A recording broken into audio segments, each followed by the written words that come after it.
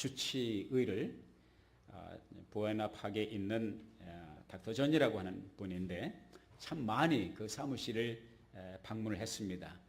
건강 검진을 위해서였습니다. 매번 갈 때마다 닥터를 바로 만날 수 있는 것은 아니었습니다.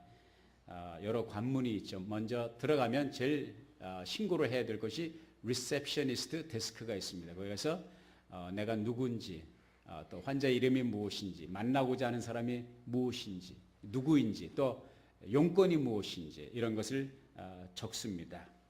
그리고 보험은 있는지, 캐시로 할 것인지 이런 것을 적습니다. 매번 하는 건데 매번 또 적습니다. 그리고 바로 의사 선생님을 만나는 것이 아니죠. 그 다음에 이제 간호사분들을 만납니다. 그 간호사를 만나면 또 절차가 매번 있는 절차가 아이의 몸무게를 재고 그 다음에 또 신장을 잽니다. 감사한 것은 제 신장을 안 재는 게 얼마나 감사한지 알 수가 없습니다. 이렇게 이제 매번 갈 때마다 하는 것은 몸무게를 재고 신장을 재는 것은 무엇입니까? 이 아이가 바르게 성장하고 있는가? 이 아이의 성장을 측정하기 위해서 이렇게 몸무게 재고 키를 잽니다. 학교에 들어갔더니 또 때마다 정기적으로 빠짐없이 성적표를 가지고 오더라고요. 이 성적표는 왜 보내는 것입니까? 이 아이의 학업 발달 과정을 측정하는 측정기로서 부모에게 측정을 해서 보내는 성적표입니다. 시험을 치를 때마다 점수를 매기고 아이의 학습 태도라든지 여러 가지를 기록을 해서 학습 평가서를 보내줍니다. 그래서 이 아이의 성적표를 보면 이 아이가 학교에 어떻게 적응하고 있는가, 잘 쫓아가고 있는가 하는 것을 한눈에 볼 수가 있습니다. 키와 몸무게를 재므로서 신체의 성장을 짚어보고 트랜스크립트, 성적표를 통해서 학업 발달을 평가한다면 그럼 사람이 내면의 발달과 인격의 성숙은 무엇으로 재어볼 수 있는가? 과연 그런 것이 있는가? 있습니다. 여러분과 내가 내면 세계와 인격의 발달 과정을 측정할 수 있는 측정기가 있습니다. 그것은 뭐냐면 감사의 마음입니다. 다 같이 해봅시다. 감사의 마음. 성숙의 척도 내면의 인격의 바로미터. 이것은 바로 우리가 감사하는 자세에 달려 있다고 하는 것입니다. 쉬운 예를 들어볼까요?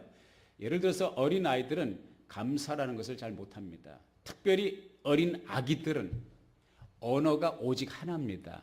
그들이 가진 언어는 울음이라고 하는 것입니다.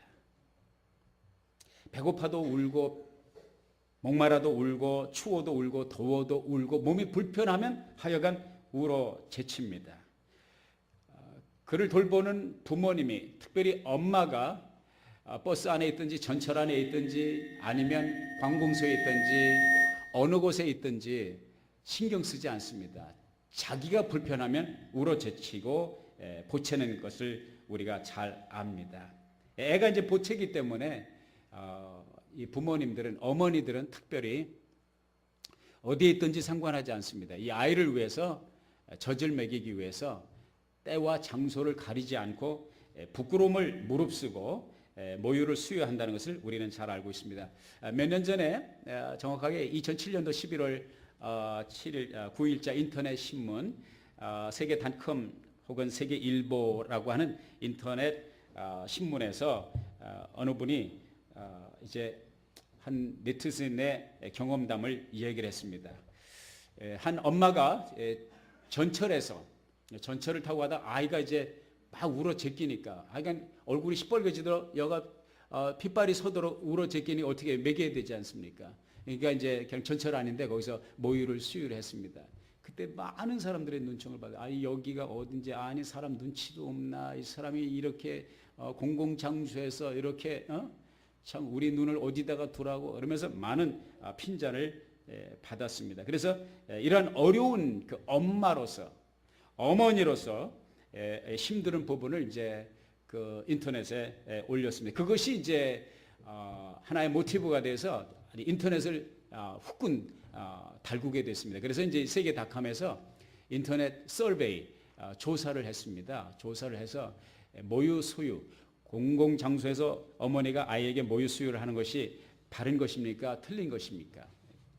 굉장히 4,157명이 거기에 응답을 했습니다. 그 중에서 72.4%의 사람이 뭐라고 대답을 했냐면 어머니가 자식에게 모유를 수유하는 것은 당연한 것이고 지극히 자연스러운 것이다. 그렇게 이야기를 했습니다. 미국에서도 이것 때문에 또 캐나다에서도 뭐 일본, 중국, 뭐 전 세계에서 공공장소에서 모유 수유하는 것이 계속 이슈가 되고 있습니다. 미국은 주에 따라 좀 다르더라고요. 한 가지 분명한 것은 정부 예산을 가지고 모유 수유하는 것을 금지하는 데에 쓰지 말아라. 공권력을 사용하는 일에 모유 수유를 막기 위해서 정부 예산을 쓰지 말아라는 그런 가이드라인이 나와 있는 것 정도를 제가 보았습니다. 이 엄마들은 이런 데 신경을 써요. 그런데 울어 제끼는 아이들은 그런 거 신경 씁니까? 전혀 안 쓰죠. 우리가 쉽게 표현한 말로 속된 표현으로 관계나시죠. 아론 케어입니다. 내가 배고프면 울어 제낍니다. 그리고 그 배고파서 우는 아이를 보는 어머니의 그 모성애는 그 아이를 그냥 둘 수가 없는 것이죠. 그러나 이 아이가 커가면서 달라집니다. 뭐가 달라집니까? 엄마의 눈치를 봅니다. 그리고 내가 지금 울어야 될 때인가 아니면 참아야 될 때인가 그것을 판단하기 시작을 합니다. 나이가 들어서 시집가고 장가가고 자녀를 낳습니다. 애를 키우면서 기저귀 갈아 채우면서 보채는 아이를 돌보면서 서서히 철이 들어가게 됩니다. 그러면서 때때로는 나실제 괴로움 다 잊으시고 노래를 듣기만 하면 두 눈이 눈물이 글썽글썽해지고 눈물방울이 떨어집니다. 눈물로 드리는 노래, 눈물로 드리는 감사가 있습니다. 이게 무엇을 말합니까? 성숙해 가고 있다는 것입니다. 어른이 되었다는 것입니다. 무슨 말입니까? 감사라고 하는 단어 속에, 감사라고 하는 표현 속에 신앙의 성숙뿐만 아니라 인간 인격의 성숙이 담겨져 있다는 거예요. 이것은 우리 보통 사람들이 살아가는 인간 내면의 발달과 인격의 성숙을 표현할 뿐만 아니라 우리의 하나님을 향한 신앙도 마찬가지입니다. 하나님을 향한 신앙의 바로미터, 신앙의 성숙의 척도는 무엇으로 재느냐? 하나님께 드리는 감사의 마음과 감사의 표현에 있다는 것입니다. 로마서 1장 21절에 그렇게 사도 바울은 말씀하고 있습니다. 그들은 하나님을 알면서도 하나님께 영광을 돌리지 않고 감사하지도 않았으며 그들의 생각이 허망하여지며 그들의 어리석은 마음이 어두워졌다 말씀하고 있습니다. 다시 말해서 신앙의 척도는 제로 지점에 있다. 이교도들, 하나님을 믿지 않는 이교도들을 향해서 사도 바울이 이렇게 지적한 말씀입니다. 감사는 신앙과 인격의 성숙의 척도입니다. 하나님의 자녀된 우리는 감사를 하나님께서 명령함으로써 우리의 신앙의 성숙을 향한 도전을 주님께서 주고 계십니다. 그러면 둘째로 감사를 해야 될 이유가 무엇이냐? 왜 감사를 해야 되느냐? 첫째로 감사는 하나님의 뜻이기 때문입니다. 같이 봅시다. 하나님의 뜻입니다. 자녀가 부모에게 효도하는 것은 당연한 것입니다. 하나님의 자녀의 우리가 하나님께 감사하는 것은 당연한 것입니다. 하나님의 뜻입니다. 본문 말씀에 데살로니가전서 5장 18절에 범사에 감사하라. 이는 그리스도 예수님 안에서 너희를 향하신 하나님의 뜻이다. 분명하게 말씀하고 있습니다. 골로새서 3장 15절에 보면 너희는 감사하는 자들이 되어라. 감사하는 사람들이 되라. 이렇게 말씀하고 있습니다. 시편 107편 1절에 여호와께 감사하라. 그는 선하시며 그분의 인애는 영원하시다. 말씀하고 있습니다. 어느 분이 성경을 다 창세기부터 요한계시록까지 뒤져보면서 감사라고 하는 말씀이 몇 번이나 나온가 봤더니 366번이 나옵니다. 1년이 며칠이죠?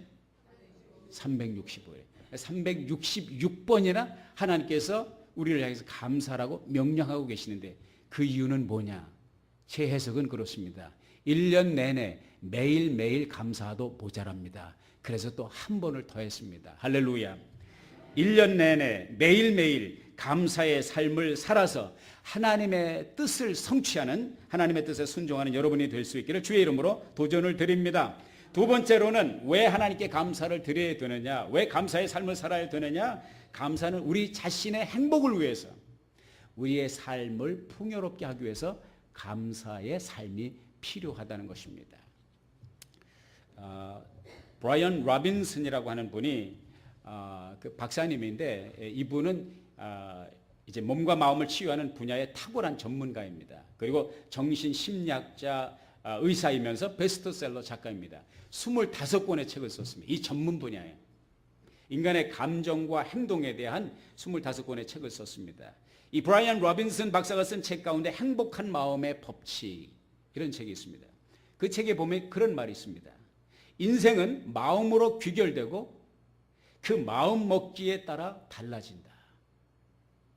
공감이 가지 않습니까? 또 다른 책, 행복의 기술이라는 책을 썼습니다. 그 책에 보면 이런 말이 기록되어 있습니다. 사람이 살아가면서 태도만 바뀌어도 인생이 바뀐다. 잡초를 보지 말고 꽃을 보라. 자신이 가지고 있는 것에 대해 감사하라. 감사의 마음을 가지게 될 때 인생이 바뀐다는 것이죠.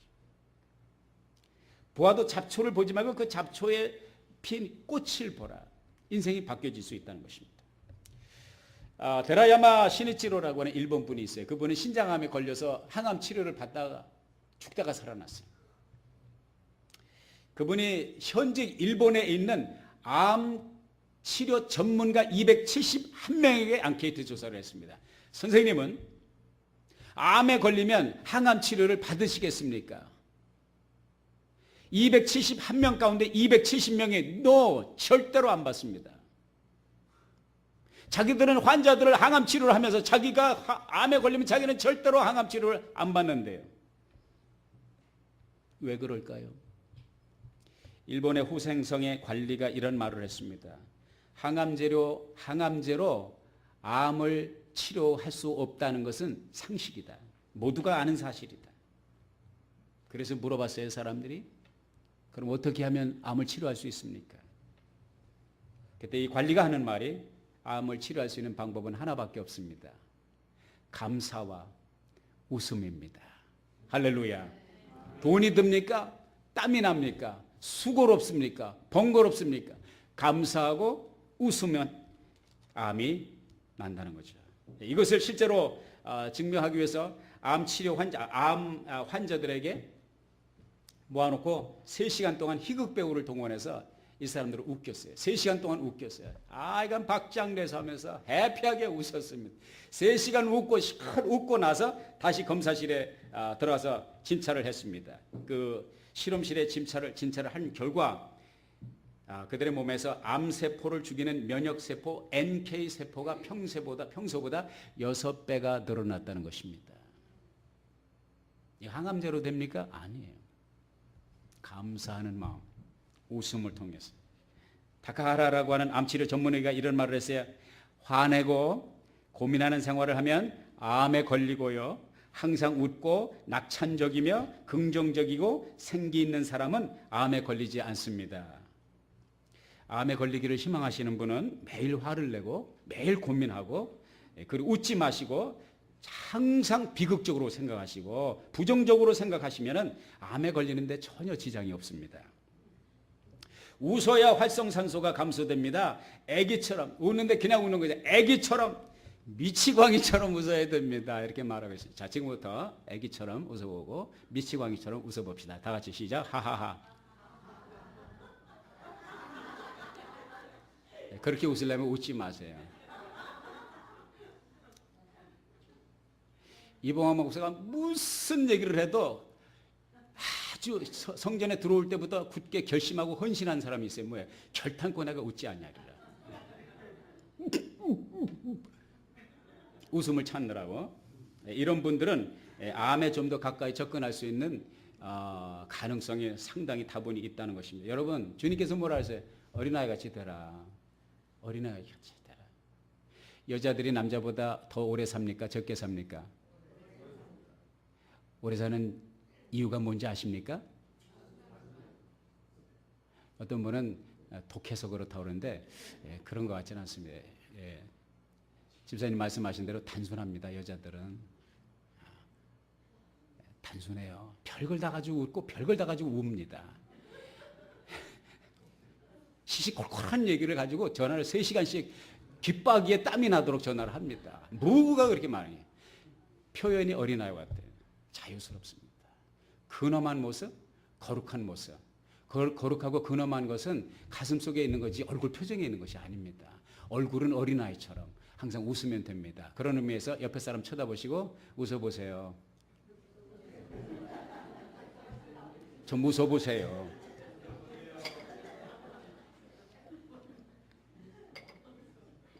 제 친구 중에 아주 짓궂은 친구가 있어요. 장모인데 이 친구는 서울에서 운전하다가 교통법규를 어겨가지고 교통경찰한테 잡혔어요. 딱지를 받으려고 하는데 이 친구가 좀 봐주세요. 봐주세요. 안 됩니다. 그래 좀 봐주세요. 안 됩니다. 이 아저씨가 왜 그러십니까? 이 친구가 얼마나 짓궂은지 그 경찰을 사거리예요. 사거리. 차들이 사방에서 오고 가는 사거리입니다. 거기서 이 교통경찰을 간지럼을 태우기 시작했습니다. 아직 봐주세요. 너무 간지러우니까 이 경찰, 이 아저씨가 왜 이래. 이러더니 나중에는 너무너무 웃다가 견디지 못해 빨리 가세요. 빨리 가. 하면 누가 웃든지 웃게 되면 교통 티켓도 면할 수 있는 행복한 일이 올 수가 있는데 교통법규를 어기지 말아야 되고요. 교통법규를 어겨서 딱지를 떼는 상황이 있더라도 웃을 수가 있다면 그런 가운데서 건강을 회복할 수가 있겠습니다. 어른들과 아이들의 차이는 하나입니다. 아이들은 하루 종일 웃을 수 있습니다. 어른들은 계산해 보면 여러분 어저께 몇 번이나 웃었나 생각해 보십시오.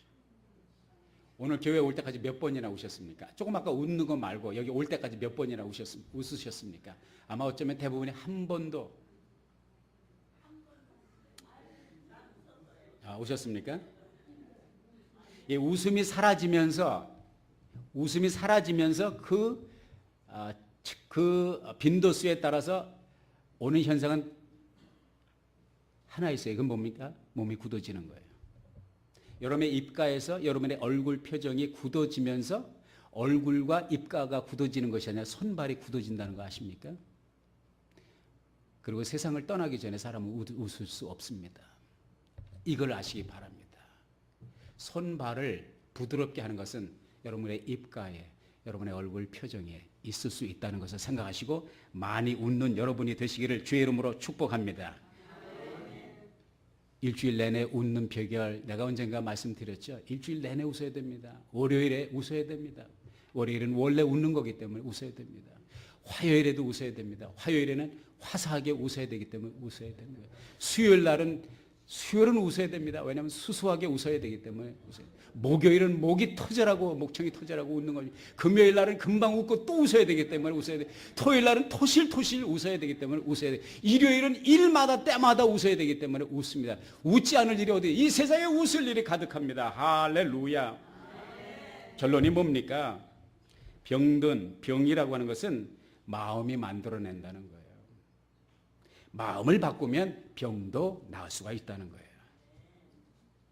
암에 대해 잘못된 상식에서 벗어나라 이 책에서 말하고 있습니다. 암은 웃으면 사라진다. 암이 자연적으로 치료되는 것은 기적이 아니다. 그건 지극히 당연한 것이다.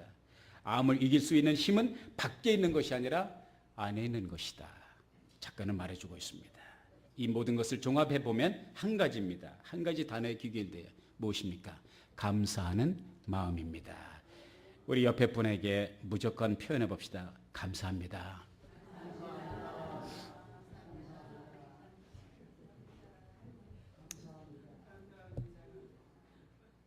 여러분 깜깜한 방에 들어가서 전기 스위치를 올리면 뭐가 들어오죠? 불이 들어오죠. 불이 들어오면 어두움은 어떻게 됐습니까? 없어지죠. 사라진단 말이에요. 여러분 빛과 어둠이 공존하지 않습니다.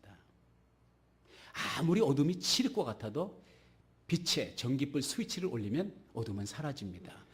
방의 한쪽은 어둠이고 한쪽은 빛이고 그럴 수가 없어요. 어둠과 빛이 섞여가지고 회색 그런 거 없어요. 빛을 전깃불을 스위치를 올리는 순간 어둠은 사라져요. 삶이 우울하고 삶의 어두운 구석이 있다. 스위치를 올리시기 바랍니다. 감사의 스위치를 올리시면 어둠과 불행의 어둠은 사라지게 되는 것이죠. 세 번째로 감사는 범사에 모든 일에 헬라어 성경에 보면은 en panti eucharistate 그렇게 되어 있습니다. en panti, en in panti everything eucharistate give thanks 감사를 올려라. in everything이라고 하는 것은 무엇입니까? 무슨 일이든지 어떤 상황이든지 어떤 형편이든지 어떤 감정 속에서든지 하나님 앞에 감사를 올리라는 거예요. 목사님, 어떻게 모든 일에 감사할 수 있습니까? 솔직히 딴 사람 말고 목사님은 그렇게 할 수 있습니까? 그게 가능합니까? 사랑하는 여러분, 가능합니다. 모든 상황 속에서도 감사할 수 있습니다. 욥이 그것을 우리들에게 보여줬습니다. 욥이 그것을 우리들에게 보여줬어요. 그거 가능하다고. 어떤 상황 속에 모든 것을 상실한 상황 속에서도 여전히 감사할 수 있다는 가능성을 욥이 보여줬어요. 삶으로 보여줬어요. 제가 깨달은 것은 하나님의 지혜로 깨달은 것은 뭐냐? 어떤 상황, 모든 상황 속에서 감사할 수 있는 비결은 뭐냐? 모든 것을 바라보는 시각, 모든 것을 바라보는 눈의 초점과 관점이 달라질 때, 다시 말해서 보통 사람의 눈으로 보는 것이 아니라 믿음의 눈으로 사물과 삶을 바라보는 그 시각이 열릴 때 감사가 열릴 수 있다는 것을 발견하게 됐습니다. 믿음이라는 것이 무엇입니까? 신앙이라는 것이 무엇입니까? 믿음으로 세상을 보는 거거든요. 하나님과 나의 관계 속에서 상대를 보는 거거든요. 남편도 남편만 바라보는 것이 아니라 하나님과 나 사이의 관계를 생각하면서 하나님의 눈으로 남편을 보는 거거든요. 그럼 감사할 수 있어요. 아내도 그냥 아내의 모습만 보면 아내의 주름이 이마에 늘어날수록 사랑이 식어질 수 있지만 믿음 안에서 하나님과 나의 관계 속에서 아내를 바라보면 항상 감사할 수 있는 거거든요. 그래서 하박국 선지자가 그렇게 말할 수 있었던 거 아니에요. 외양간에 소가 없어도, 감람나무에 소출이 없어도, 우리의 양이 없어도 나는 하나님 앞에 감사할 수 있다. 하나님을 찬양할 수 있다. 하나님으로 말미암아. 믿음이라는 게 뭡니까? 신앙이라는 게 무엇입니까? 믿음을 삶 속에 적용할 수 없으면 그건 신앙이 아닙니다, 여러분. 교회 와서 1시간 반 동안 파타임으로 신앙생활을 하고 그 다음에 나가서 하나님과 상관없이 산다. 그건 신앙이 아니에요. 그건 가식이죠. 그건 형식이죠. 그건 종교는 될 수 있지만 신앙은 아닙니다. 신앙은 관계거든요. 살아계신 하나님과의 관계거든요. 하나님과 나와의 관계 속에서 모든 사물을 보고 인간을 보고 관계를 보고 사물을 볼 수 있는 눈이 열리는 여러분이 될 수 있기를 주의 이름으로 축복합니다. 생각하기에 따라서 다르거든요. 어떻게 접근하느냐에 따라서 모든 건 바뀌어질 수 있거든요. 어떤 딸이 편지를 썼습니다. 엄마에게. 대학생이에요. 대학생 딸인데 엄마에게 편지를 썼어요. 잘 들어보세요. 사랑하는 엄마, 일찍 편지를 못 드려 죄송해요. 팔이 부러졌거든요. 팔뿐 아니라 왼쪽 다리도 부러졌어요. 기숙사에 불이 나서요. 활활 타오르는데 어쩔 수 없이 살기 위해 2층에서 뛰어내렸습니다.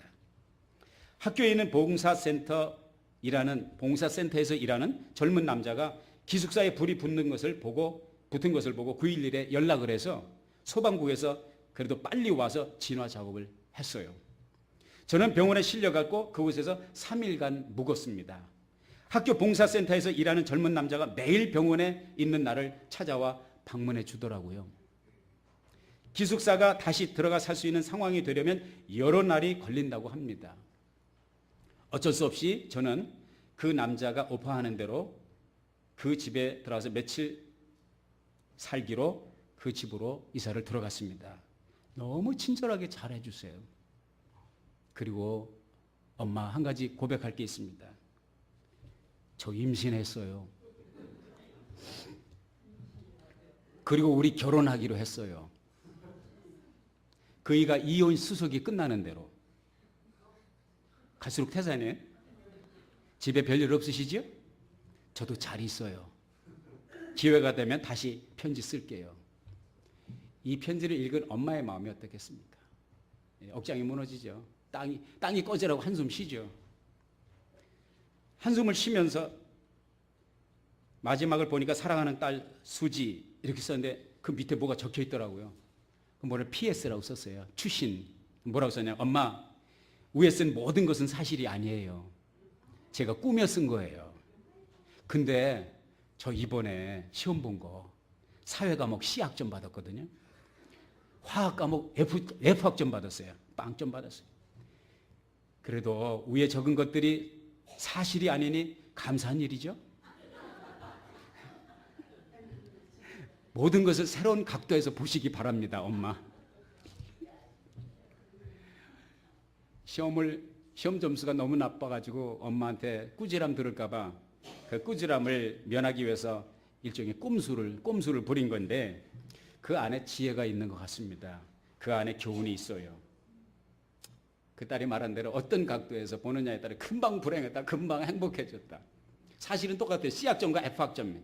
C학점과 F학점이 불행의 요인이 될 수도 있지만 C학점과 F학점 때문에 안심을 할 수도 있대요. 안도의 안심. 살았구나. 여러분과 나의 삶의 정황이 일반적인 습관의 눈으로 본다면 한없이 부족하고 또 한없이 불만스러울 수 있습니다. 그러나 우리의 삶을 다른 각도에서 볼 때 우리의 삶에는 얼마든지 감사와 행복의 조건이 있다는 것을 발견할 수 있기를 바랍니다. 삶이 지루하고 따분하고 불만스럽고 짜증이 난다면 여러분에게 권해드립니다. 당장 오늘 오후에 인근 병원에 가셔서 중환자실을 찾아보시길 바랍니다. 그러면 당신이 얼마나 하나님께 감사한 일이 많은지 깨닫게 될 것입니다. 나는 가난하다고, 나는 이웃집 사람처럼 부유하지 못하다고 불만이 있으십니까? 오늘 오후에라도 5번 프리웨이를 타고 사우스로 2시간만 가면 샌디에고 넘어서 미메 국경선을 만납니다. 미국 멕시코 국경선만 넘으면 여러분이 얼마나 부유한 사람인지 깨닫게 될 것입니다. 새로운 눈을 뜨게 될 것입니다. 며칠 전 필리핀에 불어닥친 태풍으로 얼마나 많은 사람이 고통을 당하고 있는지 제가 엊그제 들은 뉴스는 4,266명이 목숨을 잃었다고 그러는데 그게 좀 이렇게 변동이 있더라고요. 지금도 1,000여 명이 실종된 상태입니다. 많은 사람들이 집을 상실했습니다. 살 곳이 없어요. 비를 피할 곳이 없습니다. 바람을 피할 곳이 없습니다. 이걸 보면 나를 덮어줄 지붕이 있다는 것이 얼마나 감사한지, 우리 집에 물에 잠기지도 않았고 태풍에 날아가지도 않았다는 이 사실 때문에 얼마나 감사한 것인지 깨닫게 되죠. 다시 한번 느끼게 되죠. 그런데 제가 여러분에게 다시 한번 주의 이름으로 도전합니다. 집이 날아갔다 할지라도, 집이 물에 잠겼다 할지라도 우리는 여전히 하나님께 감사할 수 있는 사람들입니다. 아멘입니까? 왜냐하면 우리는 그것들 때문에 감사하는 것이 아니라 하나님을 인하여 감사하고, 하나님을 믿는 믿음의 사람은 어떠한 상황 속에서도 하나님께 향하여 감사할 수 있는 거예요. 왜요? 돈으로 계산할 수 없는 너무나 많은 것을 받았기 때문입니다. 그분이 낮고 천한 이 세상에 오셔서 자신의 물과 피를 쏟으시고 목숨을 던지셔서 자기의 모든 것을 희생하시고 저와 여러분을 구원하시기 위해서 다 주셨기 때문입니다. 세상에 우리 예수 믿는 사람처럼 부유한 사람은 없습니다. 세상에 우리 예수 믿는 사람처럼 풍요로운 사람은 없습니다.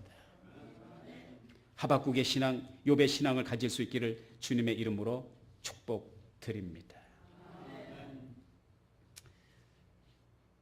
영상 하나 보고 지나갈까요? 영상 하나 보겠습니다. 영상을 준비하는 동안에 제가 한 가지 들은 이야기를 들려드리겠습니다. 부흥사 목사님 가운데 고원영 목사님이라는 분이 계세요. 고원영 목사님이라는 분이 계신데 한 번에 백령도에 집회를 하기 위해서 갔습니다. 그 백령도 가려면 우리가 아는 대로 굉장히 그 배를 타고 한참 올라가야 돼, 북쪽으로. 인천에서 배를 타고 가야 되는데 이 배편이 만만치 않은 거예요.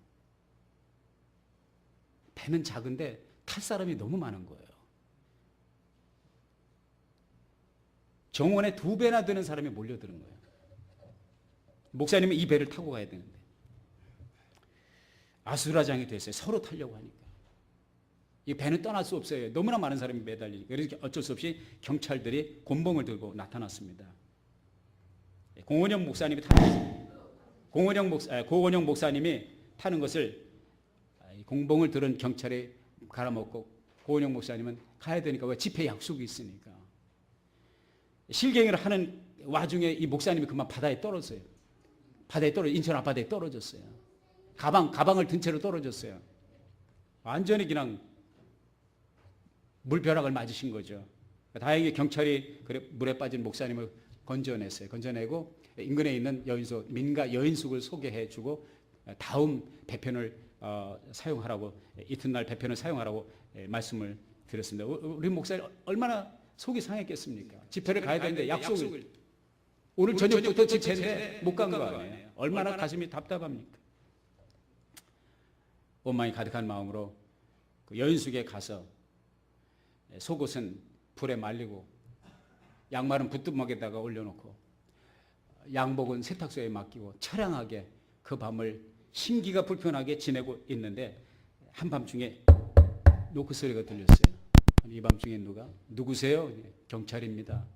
문을 열었더니 아까 자기를 빠뜨린 그 경찰이 온 거예요. 얼마나 믿겠습니까? 이 밤에 웬일이십니까? 그때 이 경찰이 목사님에게 하는 말이, 목사님, 제게 원망이 많으시죠? 너무 원망하지 마세요.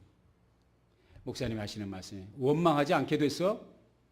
지금 내가 백령도에 있어서 집회를 인도해야 될 사람이 여기 이러고 있으니 이게 원망하지 않게 됐냐고요. 그때 이 경찰이 하는 말이, 범사에 감사하라고 그랬잖아요.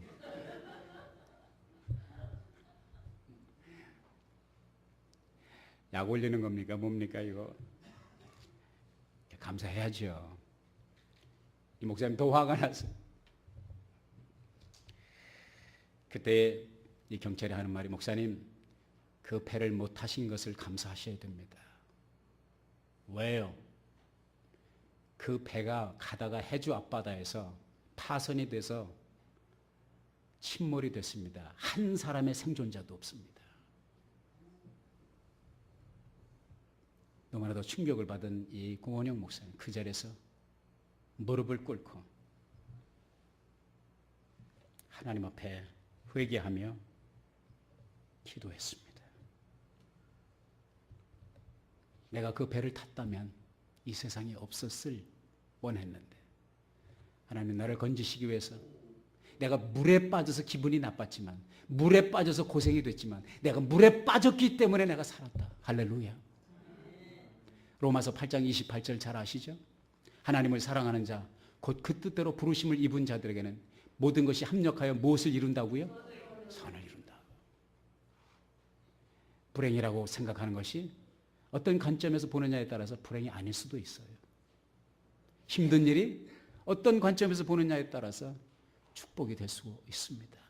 믿음의 눈을 뜰 수 있기를 주의 이름으로 축복합니다. 우리 영상 보시고 우리 같이 1년에 한 번 갖는 추수감사 주일을 보냅니다. 돌아오는 한 주간 우리의 삶을 돌아보면서 진정 하나님께 감사할 것이 무엇인지 묵상하고 생각하는 한 주간이 되었으면 좋겠습니다. 곰곰이 자신의 현 주소를 큰 그림 안에서, 지금 우리 영상에서 본 것처럼 큰 그림 안에서 자신을 볼 수 있는 눈이 열리기를 바랍니다. 형식적 추수감사 주일이 아니라 온전한 감사를 주님께 올리는 우리 하나님께서 받으실 만한 감사 주일이 되기를 희망하고 소망합니다. 항상 기뻐하라. 쉬지 말고 기도하라. 범사에 감사하여라. 이는 그리스도 예수님 안에서 너희를 향하신 하나님의 뜻이다. 기도하겠습니다.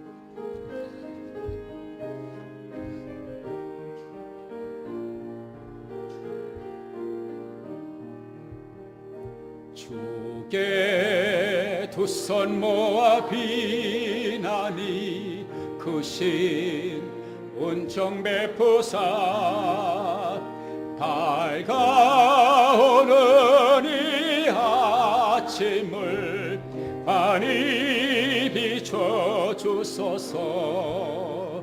오 주 우리 모든 허물 보혈의 피로 씻기어 하나님 사랑 안에서 행복을 갖게 하소서.